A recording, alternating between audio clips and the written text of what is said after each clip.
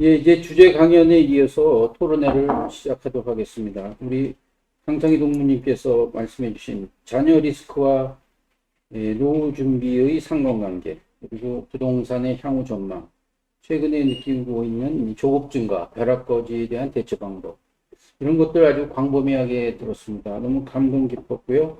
이 기존 방송에서 듣지 못했던 내용이라 아주 근거옥적 아닌가 보고 있습니다.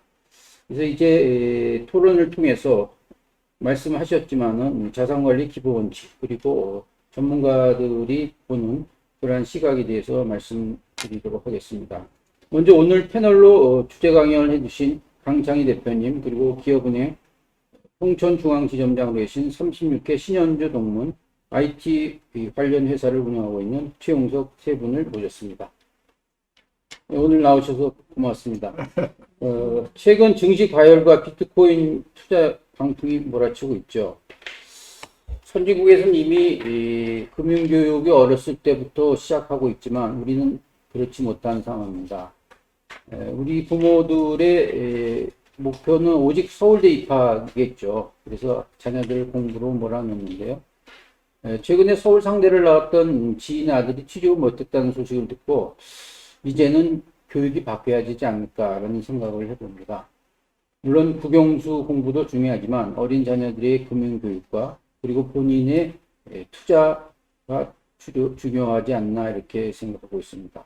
오늘 나오신 세 분을 이제 돌아가면서 각자 소개와 그리고 최근에 일어나고 있는 우리나라 투자 형태에 대해서 어떻게 생각하실지 간략히 말씀해 주시겠습니다. 강창희 부모님부터 말씀해 주시죠. 하여튼 뭐 얘기를 했기 때문에 뭐 예측도 해야 되고 다 해야 되지만 하여튼 기본적인 원칙을 지키는 노력은 해야 되겠다 하는 것을 다시 한번 강조하면서 후배님들 얘기 들어보고 또 제 의견 있으면 말씀드릴게요. 예, 우리 신현주 대표님. 예.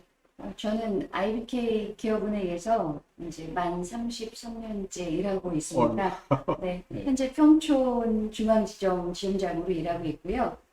오늘 이제 금융경제교육, 저는 오히려 선배님 강의를 듣고 대부분 이렇게 특정 주제를 가지고 깊이 있게 하는 세미나나 포럼은 많이 참석했지만 이렇게 전반적으로 이렇게 크게 흐름대로 이렇게 얘기해 주셔서 오히려 더 도움이 됐던 것 같습니다.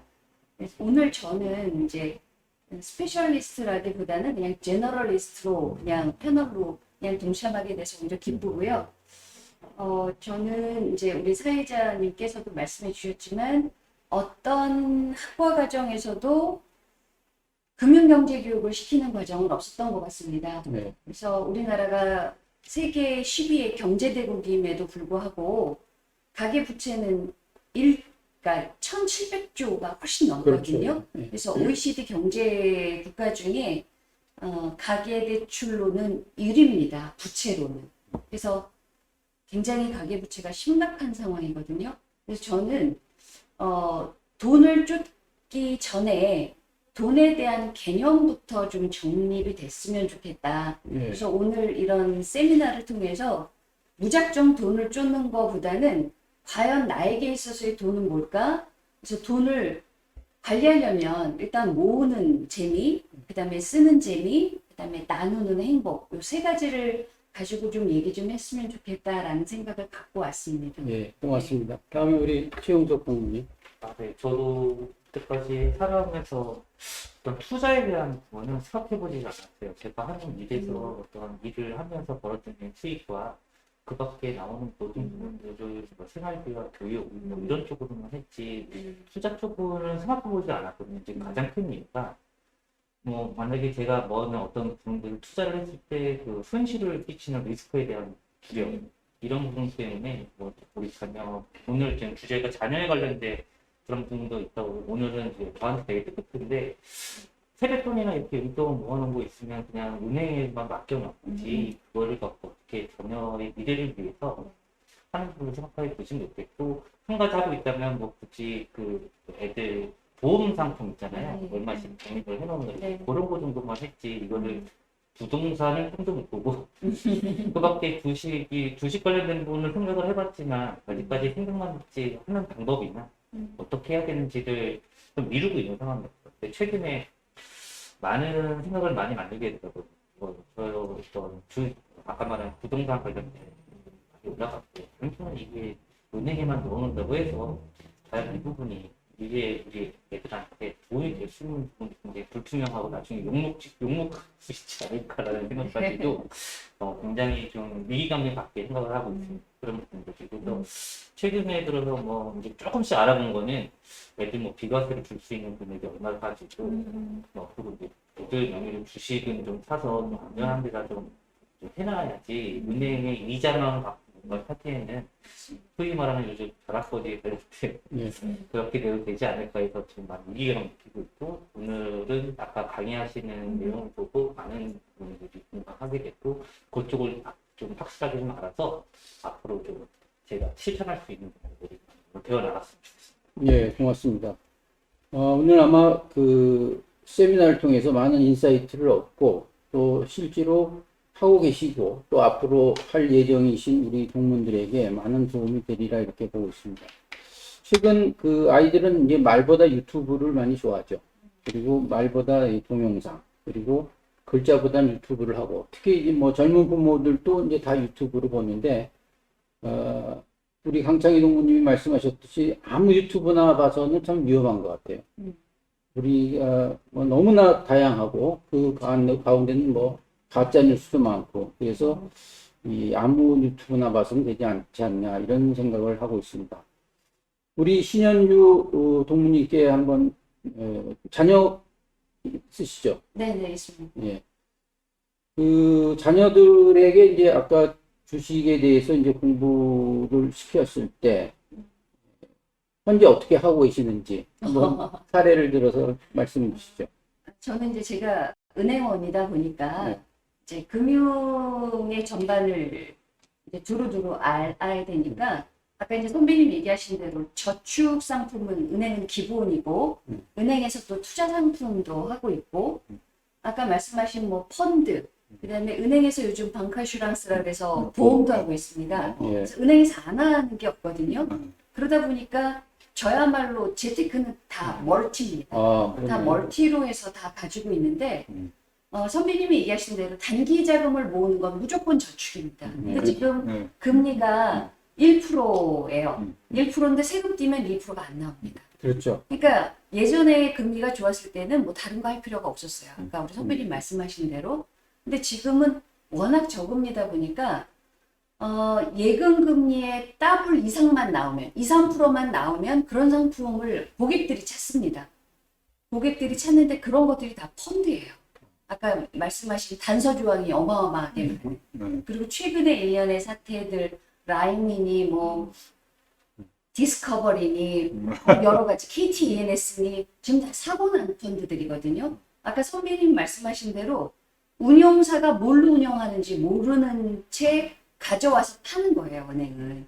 근데 이런 것들이 진짜 문제인데 은행도 모르고 팔게 되는 그런 상황이 되는 거죠. 그렇죠. 예. 왜 그러면 운용사에서 만들어 오는 건 이게 사과입니다라고 은행에다가 이건 사과니까 사과로 하세요라고 은행에다 주지만 은행원들은 사과라고 알고 가져와서 팝니다.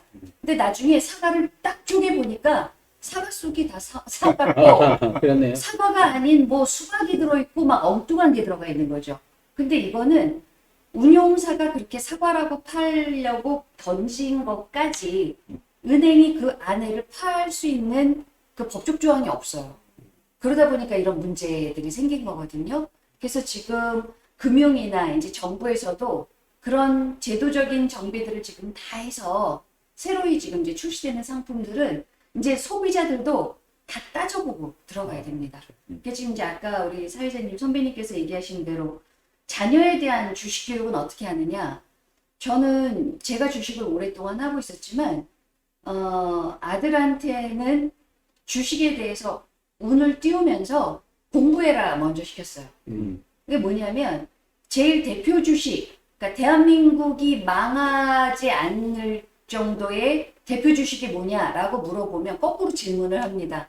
그러면 이제 얘기하잖아요. 삼성이다, 뭐 카카오다, 네이버다, 뭐 여러 가지 얘기하잖아요. 그러면 그런 것들에 대해서 공부하게 해요. 총 매출액은 얼마고 매출액도 중요하지만 저는 이익률이 중요하다고 보거든요. 예. 기업의 연속성은 결국 이윤이니까 그럼 이익도 보게 되고, 그러면 이제 구체적으로 들어가면 뭐 PBR이다 뭐 막 많잖아요. 그런 것들을 공부하기 시작하면 머리가 아파요. 요즘 젊은이들은 그거 말고 아까 선배님이 얘기하신 주식 종목 찍어줘 이런 거거든요. 근데 저는 이게 수업료를 내야 된다고 봐요. 본인들이 투자해서 원금을 다 까여봐야, 다 날려봐야 그때부터 아 뜨거 하는 거거든요. 그래서 저는 우리 이제 동무님들의 자제분들이 연령층이 다 다르잖아요. 그렇죠. 저는 무조건 주식 투자는 성인이 돼서 자기 책임해야 하는 걸 권해드리고요. 미성년자인 경우는 무조건 미성년자가 투자할 수 없거든요. 결국은 부모가 차명으로 하게 되는 그렇죠. 겁니다. 이게 차명으로 하는데 아이들의 기나목을 보세요. 우리 삼성전자가 예전에 우리 태평양 화학이, 그러니까 태평양 그 화장품을 화장품에 샀잖아요. 가죠. 네. 아모레퍼시픽. 그런 데가 과연 10년 전에 얼마였는지, 20년 전에 얼마였는지 잘 생각해 보시면 그런 것들이 대박 치는 거거든요. 그러니까 이런 흐름들을 볼 수 있는 우리 부모 세대의 해안이 있어야 되는데 그건 역시도 쉽지가 않습니다. 그래서 공부하라는 거거든요.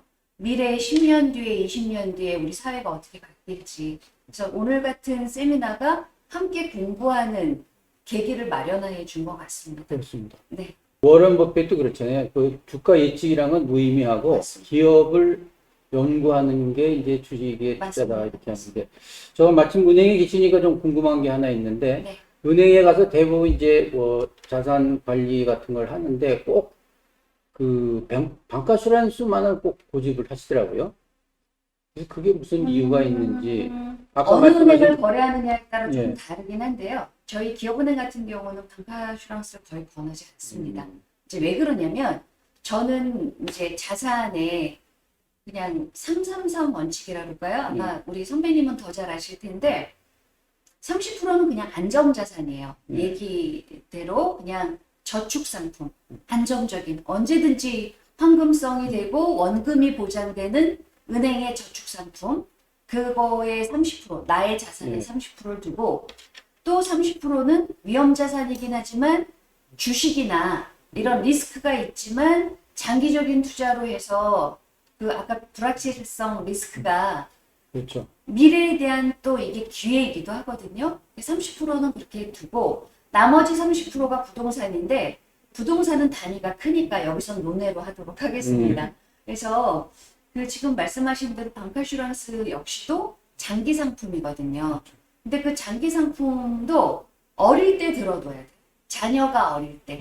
그리고 저 역시도 어릴 때 20대, 30대에 들어둔 게 10년 이상이 되면 비과세가 되니까 비과세가 되면서 연금 형태로도 50대에 100만 원을 저축한 연금과 30대에 100만 원을 저축해서 타는 금액 그렇죠. 자체가 다르거든요.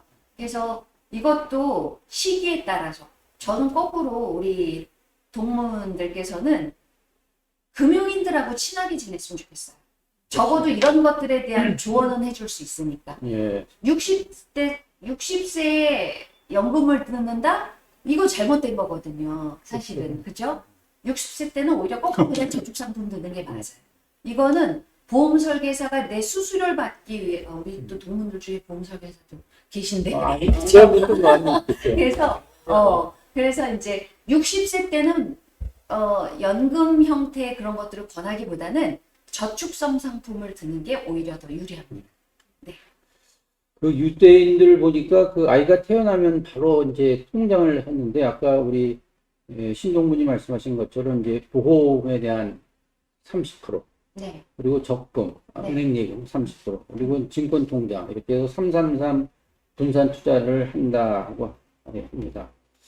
정말 귀한 말씀 주셨고, 이제는 우리 최영석 대표님한테 우리나라 질문하겠습니다. 우리나라 이제 초등학교 보면 보통 중고등학교가 12년이잖아요. 그런데 그 기간 동안에 금융교육이나 경제교육을 받았는지 저는 뭐 약간 의문이 됐는데요. 그리고 이제 그거와 더불어서 뭐 자녀들이 계시죠.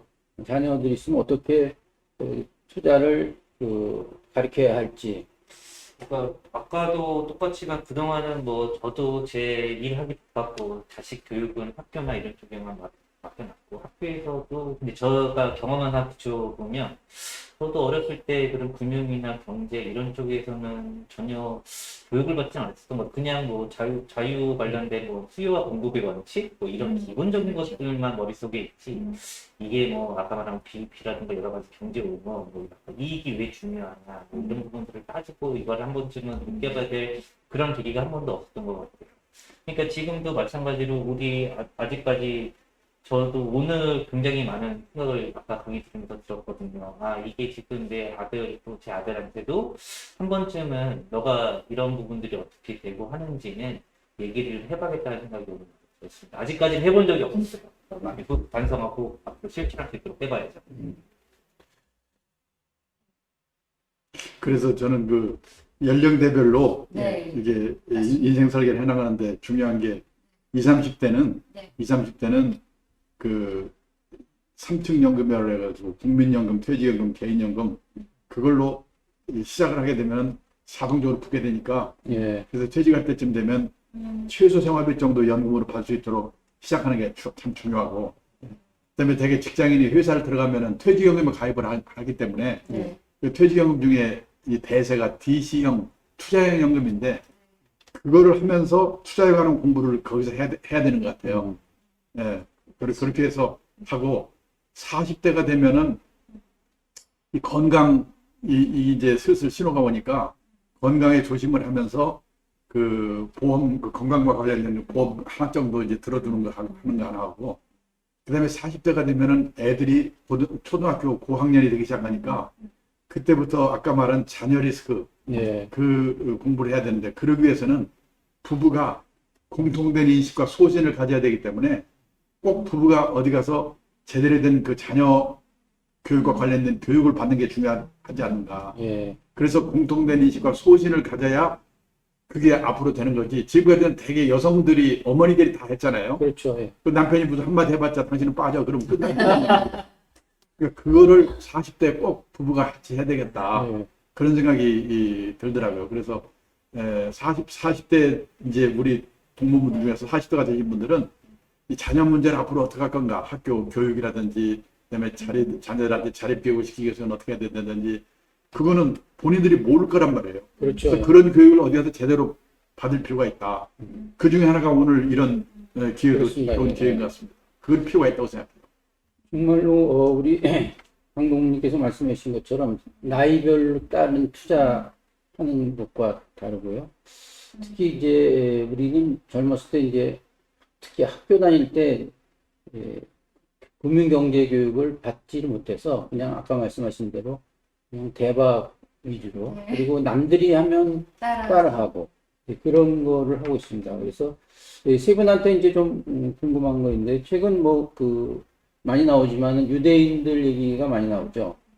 지금 스타벅스 CEO인 하워드 슈츠, 뭐 넷플릭스 공동 창업자 마크 랜돌프, 페이스북의 저커버그, 빌 게이츠 이들이 모두 이제 유대인이라고 합니다. 그래서 미국에 유대인이 한 600만 명이 있는데 한 2%에 불과하죠. 그런데 그들이 소득의 한 30% 이상을 차지한 걸 보면 정말 우리가 자녀들의 금융교육이 정말로 중요하지 않나 이렇게 생각하고요. 세 분한테 공통적으로 혹시 이제 유대인으로부터 받는 그러한 내용이라든가 아니면 주변에 계시면서 들었던 내용들을 한번 말씀해 주시죠. 우리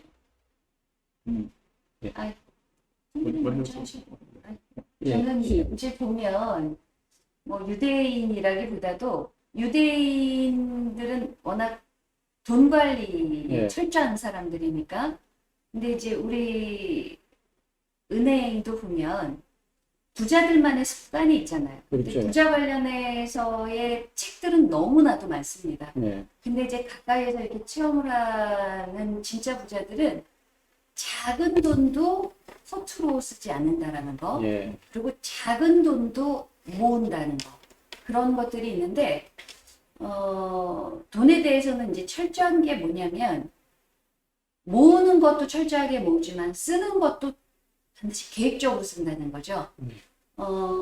저는 이제 저희들은 성인이에요. 자기 습관을 버리기가 쉽지가 않아요. 근데 우리들은 자녀들한테는 거울이거든요. 저희가 쓰는 습관, 저희들의 소비 패턴을 아이들이 그대로 보고 배웁니다. 예. 그러다 보니까 부모들이 쓰는 습관을 아이들이 부지불식간에 다 배우고 몸으로 익히기 때문에 제가 왜 저러지? 따져보면 저희들이 부모 세대가 그런 거죠. 그래서 저는 어릴 때부터 용돈을 주급으로 주든 뭐 월급을 주든 매일 주든 용돈 관리부터 스스로 할 수 있게 독립적으로. 그렇죠. 그러니까 돈이 필요하다 이러면 왜 필요한지, 그리고 이 필요한 자금이 어디에 쓰이는지 그 친구한테, 그러니까 자녀분들한테 물어보는 거죠. 그리고 그걸 서로 딜할 줄 알아야 된다고 생각해요. 달라는 대로 다 주지 말고 뭘 사야 되는데 그럼 그 사야 되는 가격 기준도 같이 따져보고 같이 찾아보고 이런 것도 중요하고, 용돈을 다 쓰는 게 쓸 용자 쓰는 돈이잖아요. 쓰는 돈에서 모으게 하는 습관이 정말 중요하다고 생각해요. 그래서 아까 얘기한 우리 후배님이 얘기하신 세뱃돈이다 뭐 친인척이 준 뭐 이런 돈들 모으는 돈을 그냥 은행에다 두시잖아요. 근데 그게 일정 규모의 돈이 되면 그걸로 모의 주식 투자를 하는 거예요. 모의 주식. 네. 근데 요즘 청소년들이 게임주 엄청 좋아하거든요. 그렇죠. 게임에 다 빠져 있어요. 그럼 그 게임이 어느 회사 건지 물어보는 거죠. 그래서 그 게임에 대해서 같이 공부를 하는 거예요. 그렇죠. 요즘 많거든요. 그래서 그 공부를 같이 해나가는 거예요. 그러면 게임을 줄줄줄줄 얘기하는 이 친구들한테도 우리 부모 세대가 놀랍니다. 근데 이 게임을 얼마나 좋아하는지 그럼 부모도 같이 공부하게 되거든요. 아 이게 먹히겠구나. 아 이 주가 되겠구나. 카카오 게임즈 이 주식 종목이거든요. 넷마블 뭐 이런 거 있어요. 그러면 그런 여러 가지 주식들을 함께 보는 거예요. 그러면서 친구들은 무슨 게임을 주로 하니? 같이 시장 동향이 파악이 되는 거죠.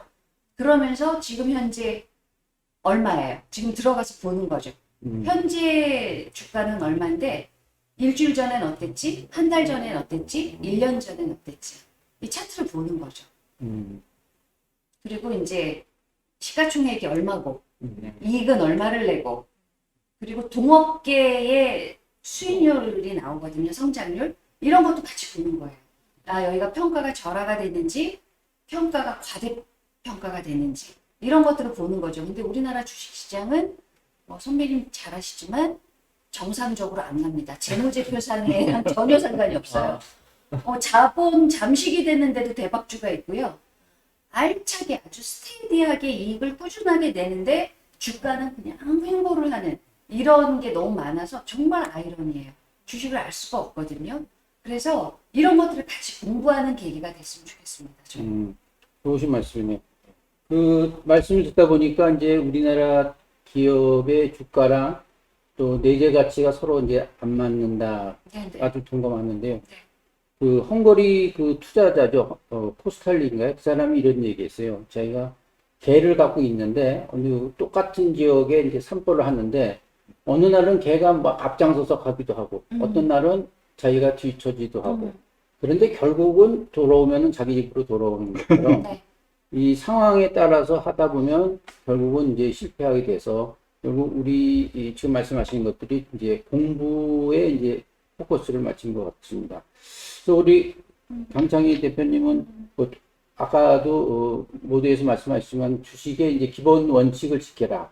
그리고 이제 리스크 관리를 잘 하라. 근데 아주 감명 깊게 들었는데 그 주식을 혹시 뭐 하시는 분과 또 새로 시작하시는 분, 특히 이제 자녀들에게 이제 부자를 터서 이제 조금씩 해 나가는 분들에게 좀 조언해주고 싶은 걸 좀 말씀해 주시죠. 아니 뭐 저기 열심히 분석도 하고 예측도 해야 되는데 결국은 분석 예측 그걸로 끝나는 게 아니고 예. 항상 아까도 리스크를 말씀드렸습니다만은 그 열심히 하는데도 틀릴 수가 있기 때문에 그리고 단기 예측은 불가능하다는 생각을 예. 꼭 갖고 그래서 큰 원칙을 아까 말씀 몇 개 드렸는데 쭉 정해놓고 그 원칙은 지키는 노력을 했으면 좋겠다. 예. 예. 그걸 하나고, 그다음에 자녀 교육과 관련해서는 제가 이게 요즘 가만히 생각해 보면은 저는 이제 제 손녀가 고등학생일 정도로 했는데 제 아들, 딸이 손자, 손녀 교육시키는 걸 옆에서 보면은 예를 들어서 옛날에 우리가 생각해 볼 때는 뭐냐면 그냥 방목을 했기 때문에 스스로 생각해서 뭔가를 결정했는데 그렇죠. 요즘은 그 많은 가정에서 이제 사교육을 시켜가지고 위탁 교육을 시키고 있단 말이에요. 예. 그래서 시간표 짜서 그냥 무조건 내모니까 그 손자, 손녀 애들이 스스로 생각할 시간을 그렇죠. 예. 갖지 않는 것 같아요. 나는 다른 무엇보다도 우리 이 손자, 손녀들이 스스로 생각할 수 있는 힘을 기르는 거가 앞으로 참 중요하구나. 예. 그런 생각이 들어서 부모들도 그런 생각 좀 했으면 좋겠어요. 뭐 약간 영어 수학이 모자라더라도 스스로 생각할 수 있는 힘을 어떻게 하면 길러줄까. 그런데 부모들이 좀 집중했으면 좋겠다는 생각이 들어요. 아, 예. 아유, 동감합니다. 저도 이제 취업 교육을 많이 시키는데요. 이제 네. 대학생도 그렇고 고등학생도 물어봐요. 너 앞으로 어떻게 하려고 그러냐 그랬더니 어느 날 했으니 우리 부모가 걱정하실 일이죠, 뭐. 어, 예, 참 너무 놀랐어요. 어. 심지어는 대학교 뭐 3학년들도 자기 수강 신청을 못해요. 부모님이. 네. 못해서 부모가 네. 전화 와가지고 전산으로 하고 이런 맥락이 아마 우리 강 선배님께서 해주신 게 아닌가 하고 있습니다. 근데 구체적으로 우리 주식 투자를 하고자 한다. 그리고 미성년자에게 뭐 비과세라는 게 있죠. 네네네. 언제까지 하면은 뭐 양도세 증여인가 그게 그러니까 하는 증여세를 면제해 주는. 네, 면제. 그거를 네. 좀 말씀해 주시죠. 그러니까 미성년자는 2천만 원까지 2천만 원까지. 네, 한도고요. 성년 자녀는 5천만 원까지인데 이게 이제 10년 단위니까 일찍 주고 싶으면 지금 빨리 주고 10년 뒤에 또 2천을 주면 되니까 그렇게 됩니다. 10년 주기로. 그리고 저는 이제 솔직히 말씀드리면 자녀한테 주란 얘기 안 하고 싶거든요. 저희가 평균 수명이 이제 100세에서 120세까지 가는데 우리 부모 세대들이 자녀 뒷바라지, 아까 우리 선배님도 얘기했지만 캥거루족들이 갈수록 이렇게 늘어나는 여러 가지 이유가 부모한테 너무 의존적입니다. 그렇죠. 네. 그래서 저는 거꾸로 부모들 자신을 위한 투자를 좀 해주셨으면 네. 오히려 더 좋겠고요. 증여 딱 그 선까지만 해주셨으면 좋겠습니다. 네. 주려면. 그리고 주식 네. 투자 어떻게 개설해야 되는지 꼭 개설은 이제 그 가족관계 증명서라고 있어요. 예. 우리 이제 가족임을 증명하는 예. 가족관계 증명서상의 부모 중에 한 분이 개설하시면 됩니다. 개설해서 예. 예. 은행 창구든 증권 창구든 가셔서 예. 개설하셔서 미성년자기 그쪽에서 때문에 자녀 이름으로 개설해 주는 거예요. 그렇죠. 개설은 해주는데 중요한 건 미성년자가 직접 투자 못 하잖아요. 결국은 그렇죠. 제가 얘기한 대로 차명 투자입니다. 음. 차명 투자인데 자녀를 위한 차명 투자로 과연 어떤 주를 해줄 것인가.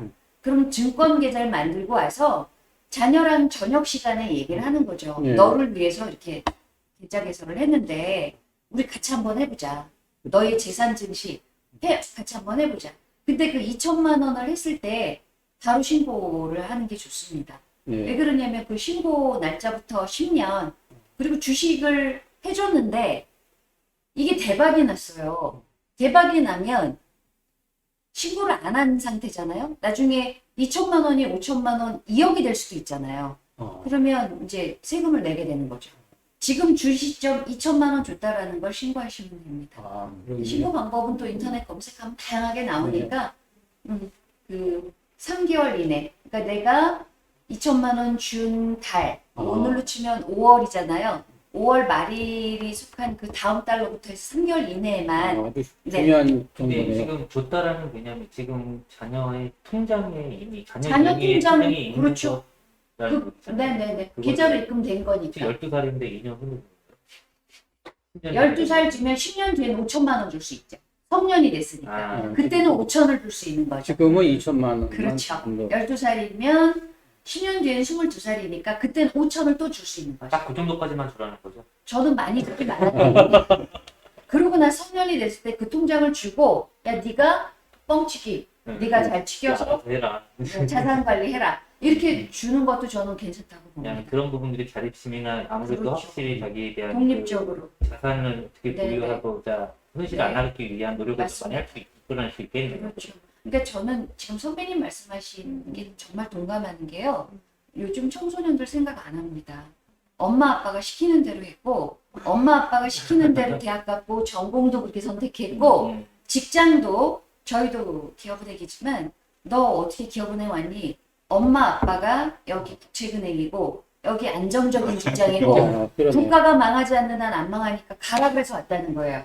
근데 정말 시키는 일 외에는 찾아서 할 줄 모릅니다. 근데 저는 찾아서 하는 일꾼이 필요해요. 저 같으면 그 친구 안 뽑았을 것 같아요. 예. 우리가 하여튼 선진국으로 가기 위한 아주 중요한 단계인 것 같습니다. 이제 우리 그 최용석 우리 동문한테 묻고 싶은 것은 최근에 뭐 가상화폐, 뭐 비트코인 정말로 네. 뜨겁게 하는데 아마 그 투자하는 연령도 낮아진다고 그러더라고요. 네.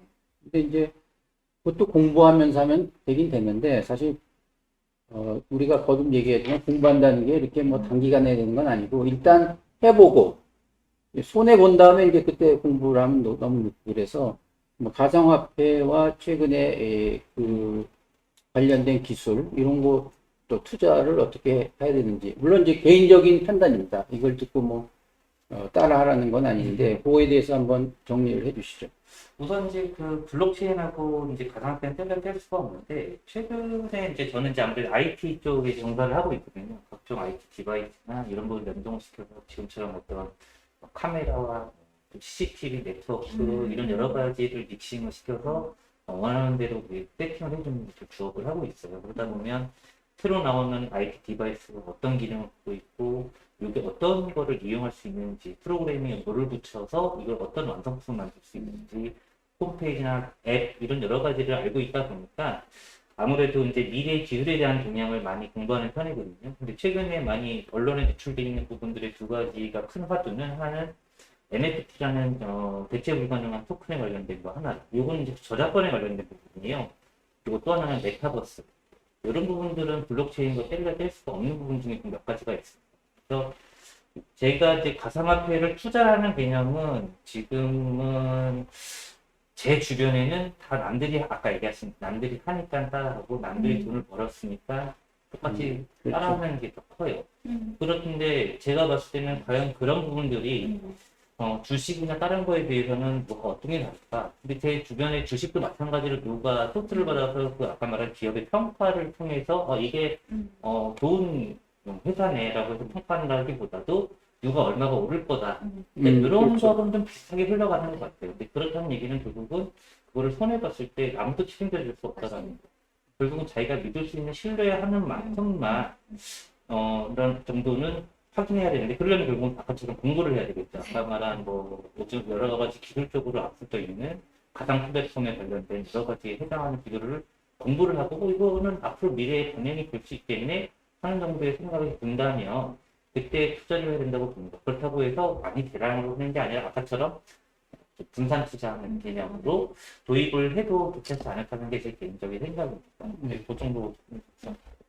1박 2일 해도 모자랄 것 같아요. 맞습니다. 네. 네. 그래서 오늘 세미나는 이제 여기서 이제 마치도록 하고요. 이제 마지막으로 오늘 세미나와 그리고 또 앞으로 우리 자녀들 그리고 특히 뭐 자녀들도 부모가 먼저 알아야 되니까요. 그 관련되고 그래서 혹시 말씀하지 못하신 것들을 간략히 한번 우리 강창희 선배님부터 말씀해 주시죠. 그 옛날에 애들이 내가 이제 우리 애들이 게임기에 몰두하고 그럴 때 그 어떤 일본 나보다 나이 많은 사람하고 이 얘기를 하는데 우리는 옛날에 저 달을 보면서 그 개선함을 생각하면서 이렇게 컸기 때문에 감정이 풍부한데 요즘 애들은 그냥 게임밖에 안 하기 때문에 그런 낭만도 없을 거고 걱정이 된다고 그랬더니 그 사람이 뭐라고 하냐면 당신은 달 쪽에 개선하고가 있었지만 걔네들한테는 게임기 안에 개선하고가 있기 때문에 그게 생각할 거 아니다. 네. 저는 그래서 이 무슨 비트코인이나 이런 것도 너무 그 나이 든 사람 입장 우리는 나이 든 사람들은 이 가상 세계라든지 그렇죠. 디지털 세상에 대해서 익숙하지 않아가지고 황금을 만지든지 돈을 만지든지 뭐 손에 잡혀야지 그게 네. 예, 뭐 실체가 있는 건 생각하는데 생각해 보니까 이 가상의 세계라고 하는 거는 우리 같은 꼰대는 모르지만은 이 전문 사람들한테 익숙해 있기 때문에 우리가 그 사람들을 이해하기 위해서는 그거에 대한 최소한의 공부를 좀 해야 되겠구나. 그런 생각을 좀 한 게 하나고 다만 아직 초기 단계이기 때문에 사기도 많고 뭐도 많고 그러기 때문에 거기는 장기 분산 투자의 대상이 아니라 저는 투자를 할 때 이 예금 주머니 당장 쓸 돈 넣는 주머니하고 이렇게 장기 분산 투자를 꾸준히 해서 노후 자금 마련해가는 자산 형성 주머니가 있는데 그 사이에 트레이딩 주머니라는 주머니를 하나 하고 싶은 사람은 해라. 그래서 트레이딩 주머니 안에는 뭔가 사다 팔았다 하는 뭐 블록체인 같은 것도 하는 그런 주머니인데 다만 그거는 자기가 갖고 있는 금융자산의 20% 이하로 나도 우리 집에서는 그 트레이딩 주머니는 확률이 50%거든요. 그렇죠. 그리고 그거에 쫓길 시간이 있으면 나는 일하는 게 좋다고 생각하는데 제 아내는 고스톱을 좋아해가지고 그거를 하고 싶어 하는데 그래서 난 딱 정해줬어요. 한도를 정해주고 그 안에서 깨먹든 말든 그래서 오락하는 기분을 하나. 그래서 저는 그런 기분으로 이 소위 비트코인 투자 같은 것도 하고 그걸 하면서 가상의 세계라든지 이런 거에 대한 이해를 높이는 거는 중요하다고 생각해요. 네, 고맙습니다. 우리 신현주 저는 이제 결국 돈이잖아요. 이제 자본주의. 돈이 왜 필요한지, 왜 모아야 되는지 이런 것들에 대한 고민을 이제 자녀분들하고 다 대화를 통해서 해야 돼요. 그리고 목표와 그 돈의 목적과 목표량 이런 것들을 명확하게 갖는 게 되게 중요한 것 같습니다. 네. 그게 갖고 뭐 요즘 돈이면 다 된다, 돈이 최고야, 뭐 내가 쓰는데 누가 뭐라 그래 이런 식의 그 돈의 노예가 아니고 오히려 이 돈으로 선한 영향력을 펼칠 수 있는 우량한 아주 우리 자녀들로 키울 수 있도록 부모님들께서 그렇게 이끌어 주셨으면 좋겠습니다.